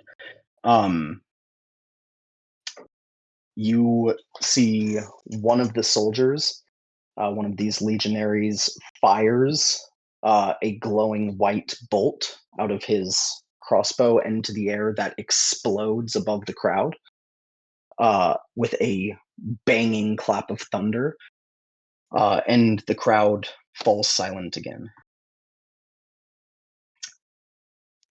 No one is to remain in this city by the dawn of the 7th day. Go now to your homes, gather your belongings, evacuate the city. Resistance will be met with bloodshed. Can I detect evil to see if they have anything, if they are actually good aligned, evil aligned? Yeah. Let me see. What's the range on that? That's an excellent question. Let me find out. 60 feet, so she would have to get a little bit closer then. Yeah. Are you looking specifically at this guy in the center of all of this, or are you just trying to gauge on the nearest one? She's going to assume if one is evil, they're all going to be evil. So she'll just detect one that's the closest to her that's within range. And I apologize, just last question. Is this a class ability that you have, or is this just the spell Detect Evil? It is basically just it's just Detect Evil. It's okay. It's just so at will a paladin can use it at level 1. Yeah, absolutely. Yeah, you kind of send this off, detecting for evil. Like your eyes kind of flash with some infernal and celestial light, and you detect the presence of no evil on any of the legionaries in range. Alrighty, thank you.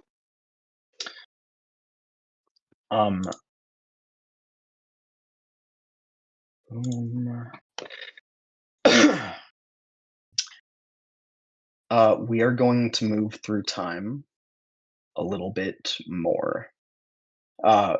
People move through the city. There is a lot of shock and as the sun rises on this new day, there's a lot of fear and trepidation. Just moving through the city, you hear people crying, people protesting to different legionaries that are patrolling above the city in these like arcane flying engines. And every now and then you'll hear that thunderclap of one of the exploding crossbow bolts. And you know there was probably some resistance there. With that, just going one by one, are you looking to immediately evacuate the city, Hilda? I'm gonna gather anything left in my home, like my tools, because we have 6 days. And Mhm. once I got thing and I get like my bag and the few rations I have, then probably, yeah. Gotcha. Yeah. You head out of the city after a few days of gathering everything you can carry of worth.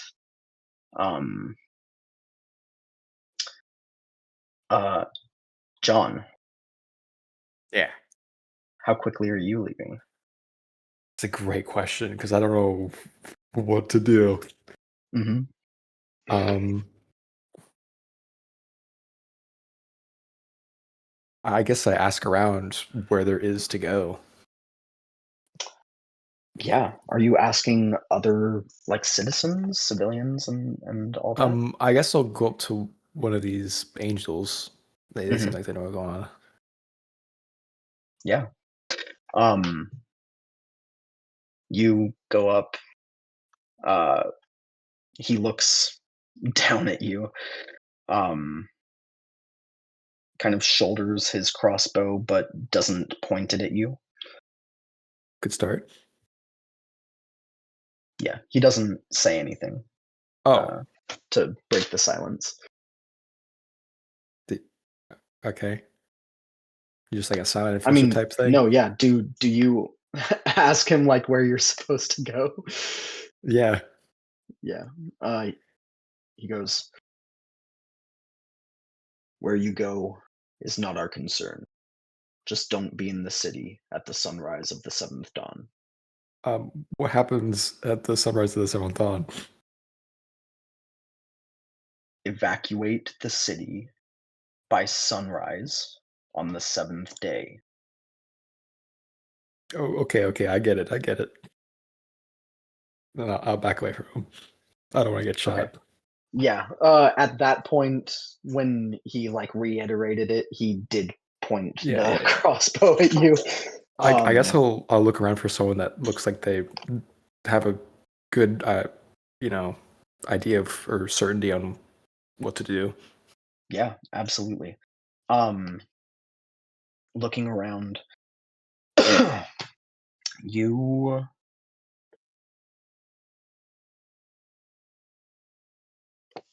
give me a spot check.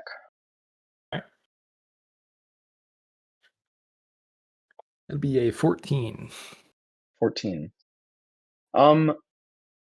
Rum, do you think you're moving with some certainty? You know what? I was hoping you were gonna call on me. So yeah, essentially, Rum is like, essentially, Emperor's angels said we had to leave, so I'm gonna leave. Simple as. So yeah, essentially, Rum will be probably getting his belongings together, which is whatever was on him when he fell. Which Yeah. he always you has had- he always has his weapon strapped to him because that's what he was taught. You sleep with your weapon always.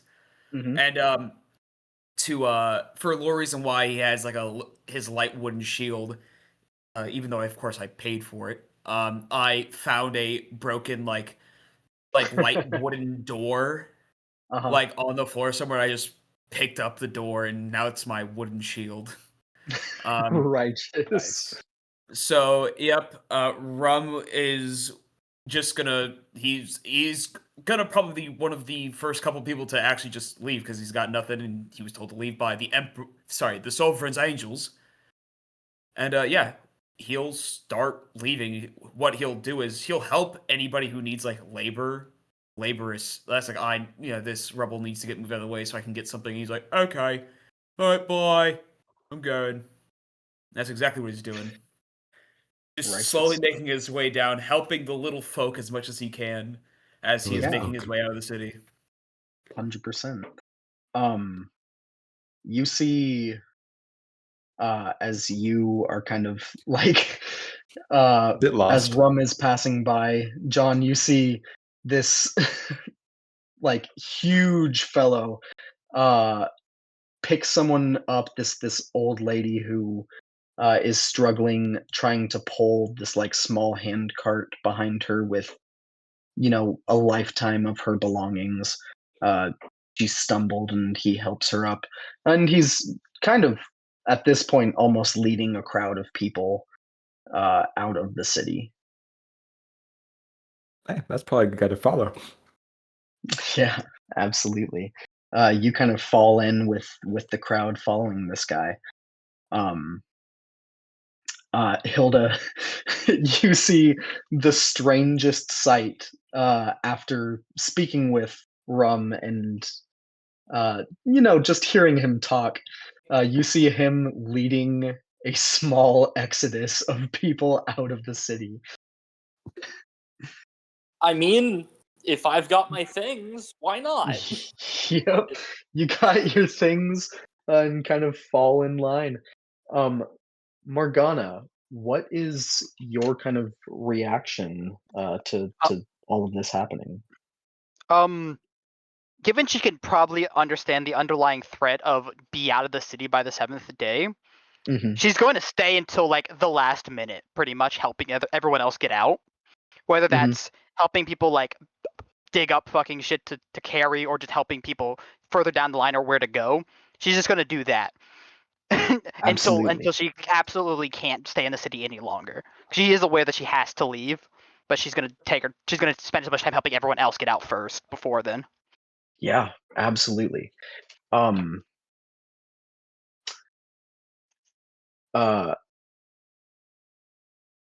Give me just a flat d20 roll, but before you do, this is going to be a bit of a luck check. Tell me, are you trying to hit high or low? I'll let you choose. Shit, I'm a gambling man. I'm gonna go high. High. I'm gonna go Awesome. high. Roll a d20 for me. Tell me what you get. That is a 16. Not the best, not 16. the worst. Yes, sir. That is high. Oh, You you are lucky because about the end of the 4th day, you only hear about it afterwards. But there was a uprising of resistance against the Legion warriors, led by one of the other guard captains in this city in a different district, almost at the opposite end of the city. And this resistance was crushed brutally. You know yourself well enough, you probably would have tried to jump in, and it's hard to hear that you weren't there to do it. But you're hearing about this after the fact and hearing the devastation that these warriors are bringing to the people who rise up against them. she's very much sort of having a bit of resentment towards those so-called angels already, Mhm.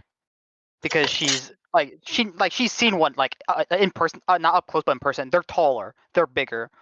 Mhm. They could easily just like push someone back without killing them to Mhm.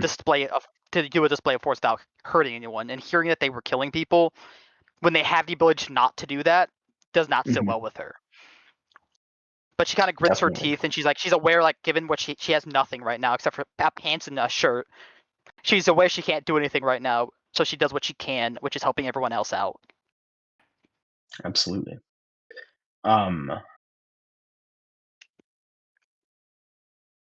Perfect. All right. Man. You stay till about midnight on the last night that you are told you can be here in this city. Really taking every ounce of time you can to help assist people get out of the city.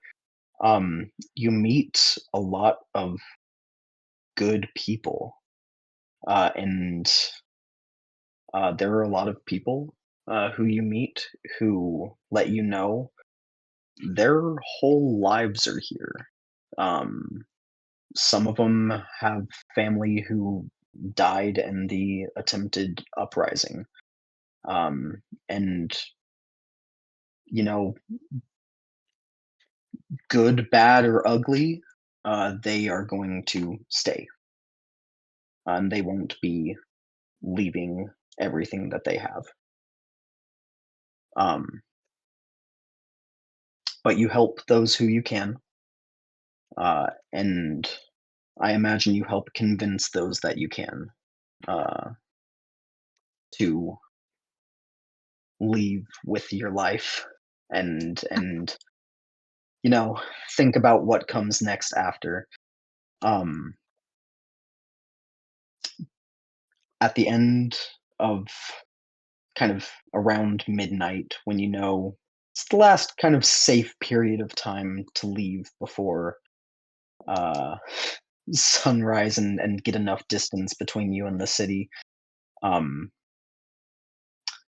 you leave a very, very old couple who, in very like old people, stubborn fashion, uh, refused to leave their property and are accepting whatever fate comes of that.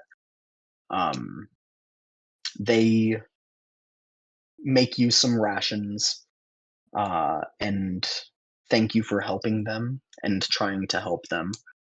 And they see you off at the gates of the city as you leave. Um, everybody kind of gathers on the edge of this large mountain that was about a 4 or 5 hour march outside of the city. And Morgana, you're kind of getting there with the last bits of people joining this crowd as you see light start to fill the sky and the sun starts to rise.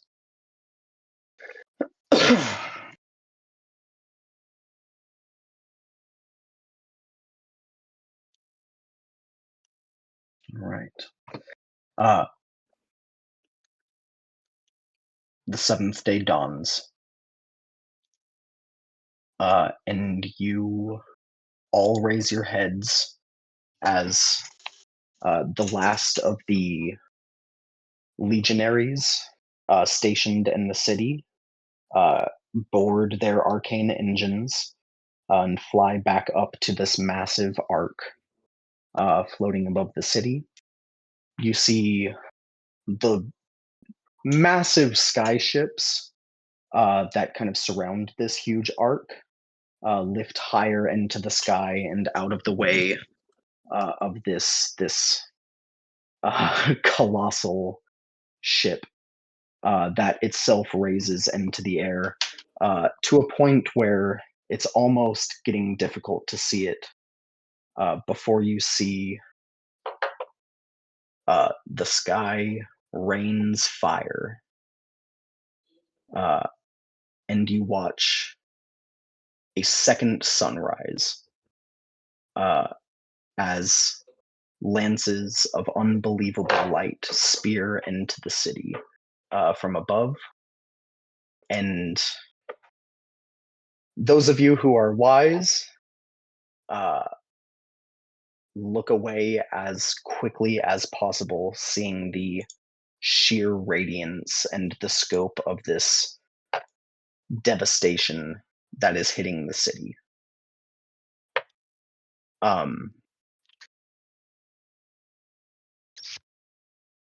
When the light fades and you are able to hear again, after the ringing mostly fades from your ears, you hear weeping, but above that, you hear songs and hymns of prayer to the God King,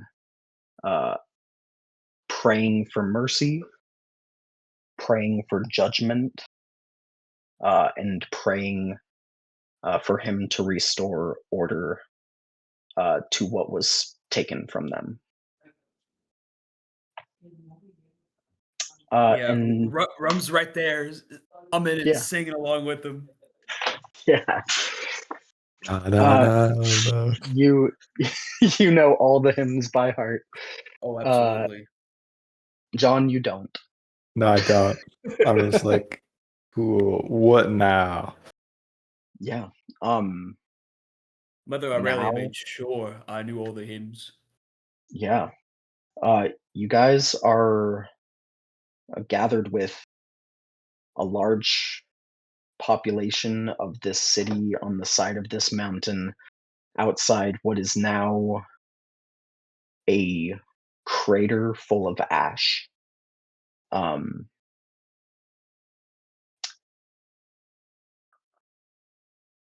There's a lot of death that happens in this camp of people. A lot of people try and move on to head to other cities throughout this plain. The nearest one is probably a month's travel just by walking away. But some people have animals and beasts of burden and decide they are going to try and make the trek. A lot of people are working off rations, those who can't hunt or scavenge for food are working off rations. And those who can hunt and scavenge are really coming together as a large community trying to feed those who can't. A lot of people die of starvation, and by the time people who do have beasts of burden and were able to travel faster to the other cities return, they report the exact same thing happened at the nearest city.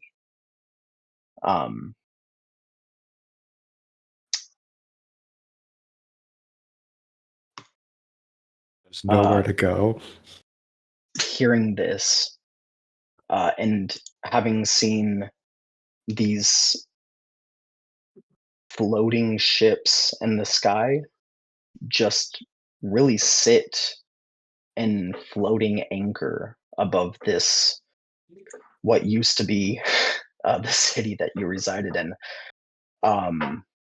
But no angels actually coming down from them since. There's more prayer and more desperation, and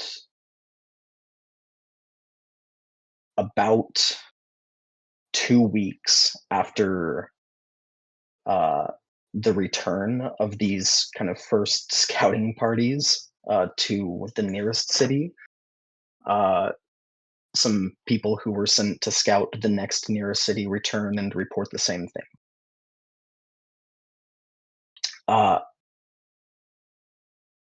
It isn't until about a week after that when you see the ships rise higher and higher into the air till the point that you can no longer see them.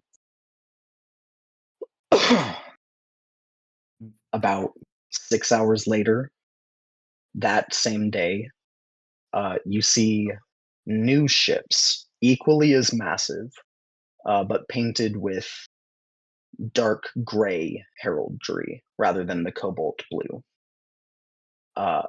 descend out of the sky, and large floating airships filled with these angels wearing an armor of a dark slate gray color come down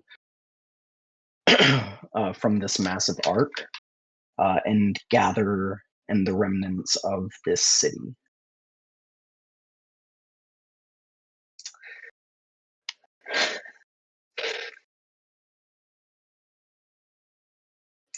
I'll ask someone like, "Who are those more angels?" Yeah, as this is kind of seen by a lot of people, yeah, there's a lot of excitement around the camp that you guys are at.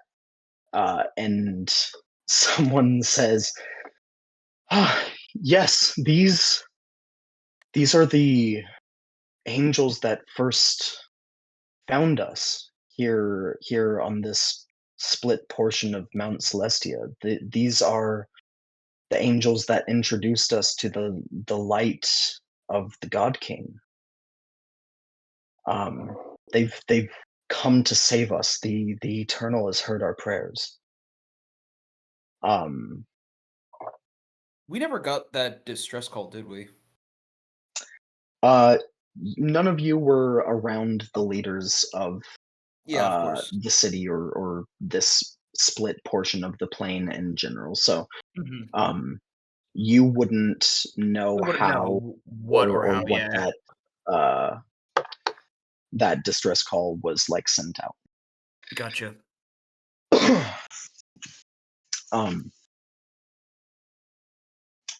That being said, you see over the course of a few more hours these large like troop carrying ships bring down over 100,000 of these legionaries who all muster and stand at attention in the rubble and ash and dust of this city. You see now ships, cobalt blue, coming down and assembling in a similar fashion, standing at attention, but weapons out, in a show of force, assembling in front of that other army of angels. Well, 2 types of angels in one place. Well, that's quite a sight. Do they have any like supplies on them, or like only weapons? Not my concern. It's hard to tell. I mean, you guys are miles away from the city, and even with like telescopes and stuff, still hard to see like specific details about what's going on there. You're only really able to see it because they're moving in such mass. Mhm.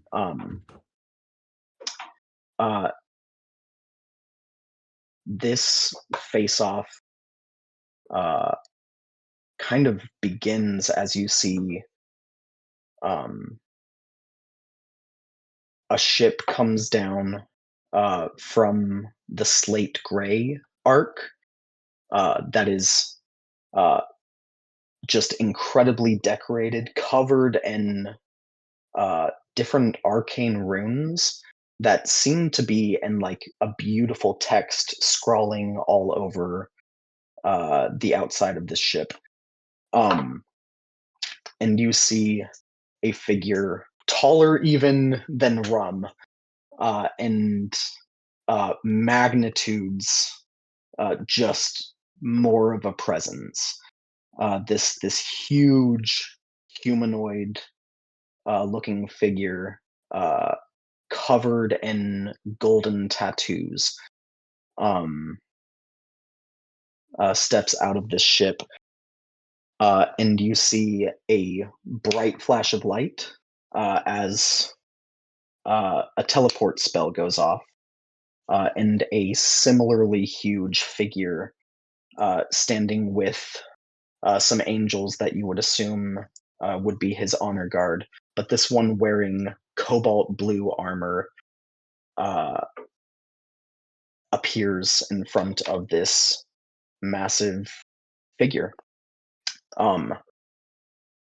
As these two appear, you hear people in the crowd weep, and sing louder and pray louder. These are the God King's children. And much of this crowd is not understanding what is going on as these two children of the Eternal Sovereign face off. You see a lot of shouting. And of course, you're miles away, you can't hear anything. You see the one in slate gray with the golden tattoos backhands a very normal sized old man who was standing next to the and I will just kind of let you guys know, the Primarchs in this world are referred to as Eternals. So the Emperor is the Eternal Sovereign. The Primarchs are just Eternals. You see,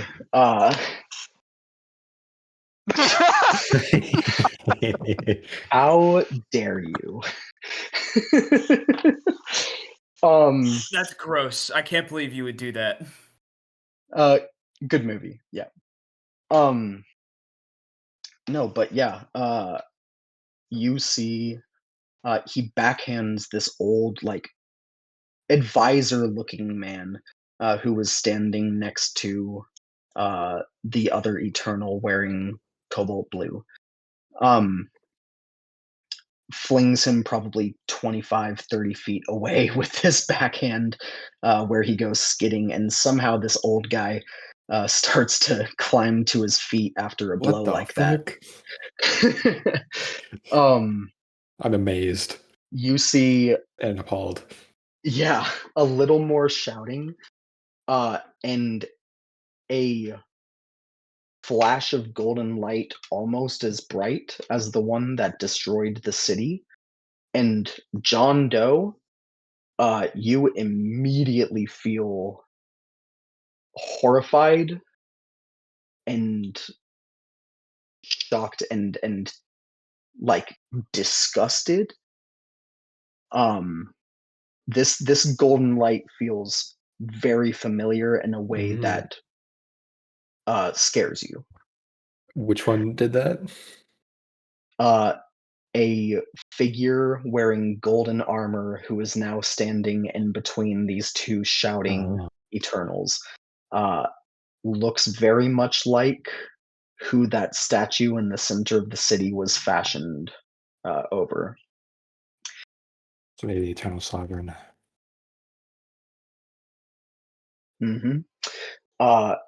You all hear in your minds, and everybody on this plane of existence hears in their minds,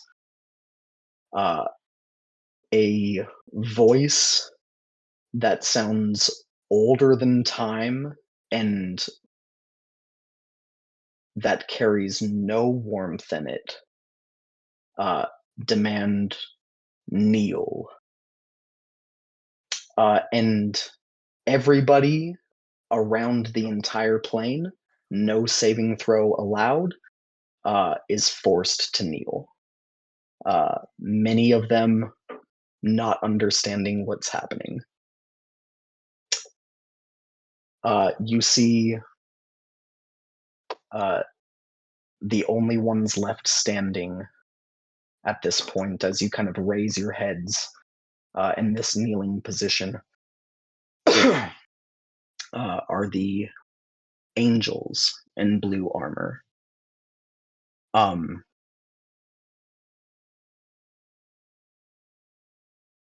Things play out for a few more minutes.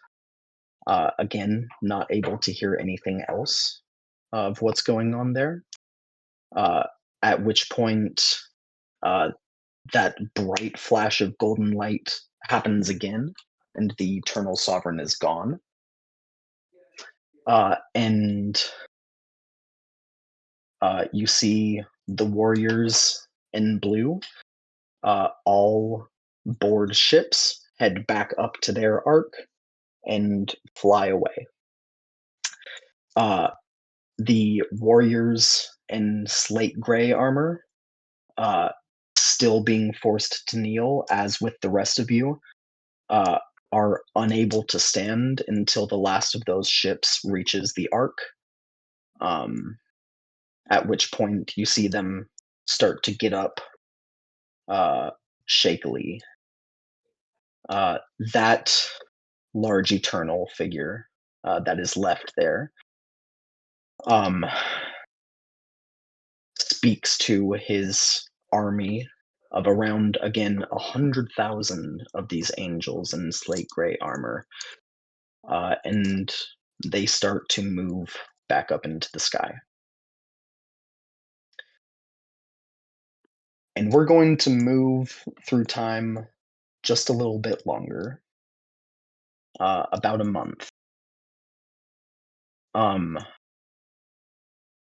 a month is the amount of time that it takes for these ships of this gray fleet and this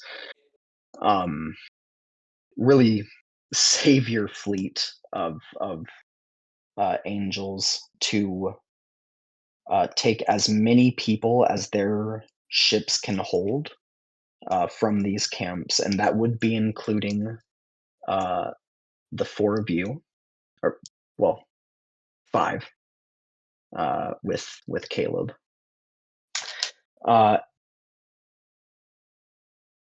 And you are brought up to this massive flying arc. You all are given room assignments to room together, and after just a couple days, they do provide you with, well, at least you, Rum, with a accurately sized living arrangement, just a bed that can hold you That's very nice. in the room floor that got a you're little cold. stationed with the others in this fleet. Very nice. But yeah, sorry. The Sovereign provides.